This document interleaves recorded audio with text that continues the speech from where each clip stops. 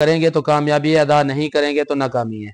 अल्लाह के हकूक़ के अंदर अगर कहीं पर कोई हक तलफी हो जाती है तो अल्लाह रब्बुल आलमीन की बारगाह से तौबा माफ़ी मिल जाएगी।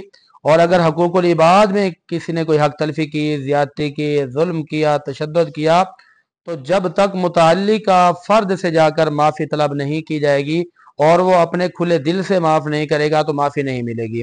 और इसके कई दलाइल मौजूद हैं कि कोई शख्स ऐसा है कि हाजी है, आबिद है, गाजी है, लेकिन अगर वो बंदों के हकूक अदा नहीं करता तो जन्नत में नहीं जाएगा। मैं एक रिवायत सुनाऊंगा और इसी पर इंशाल्लाह बात समेटने की कोशिश करूंगा। यह रिवायत बुखारी शरीफ के अंदर मौजूद है, किताबुल अदब है, इसकी जिल्द नंबर 5 सफ़ा 2240 और हदीस नंबर है 5672। और यही रिवायत मुस्लिम के अंदर किताबुल ईमान है, इसकी पहली जिल्द हदीस नंबर 47 और हदीस नंबर 48। और तिरमिज़ी के अंदर भी किताबुल अदब है, इसकी जिल्द नंबर 4 है और हदीस नंबर है 2500। और अबू दाऊद की जिल्द नंबर 4 सफ़ा 339, हदीस नंबर है 5251। और इसी तरह यही रिवायत से इब्ने हब्बान के अंदर भी मौजूद है, हदीस नंबर है 3672।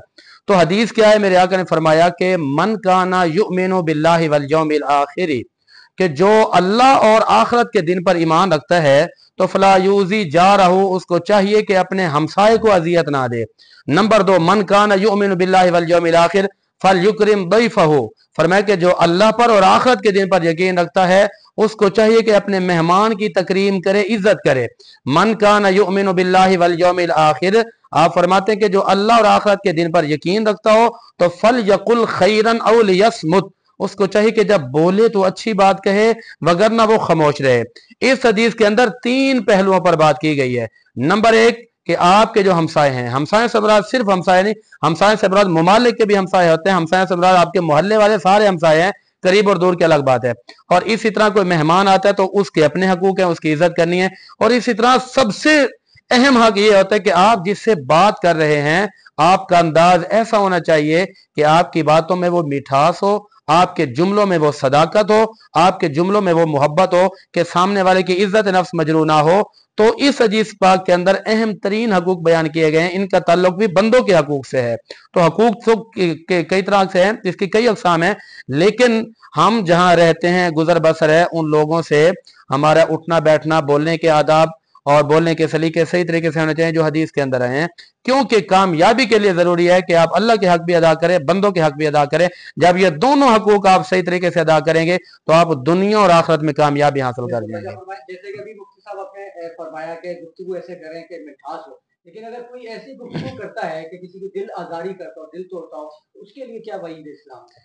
देखें, उसके लिए सबसे बड़ी वईद यह है कि फरमाया जरहुल कलामी अशद्दु मिन जरहि सियाम। अरबी का मकूला है कि एक जख्म होता है तलवार का, तलवार का जख्म तो भर जाएगा लेकिन कलाम का जख्म कभी भी नहीं भरता, आपकी बात का जख्म कभी भी नहीं भरता।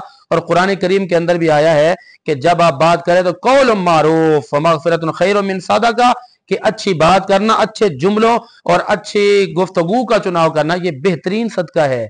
और ये जो बखील लोग होते हैं, बदतरीन लोग होते हैं, उनकी अलामत ये होती है कि अपनी बात बात पे किसी पर तंज करना, किसी को जख्म पहुंचाना।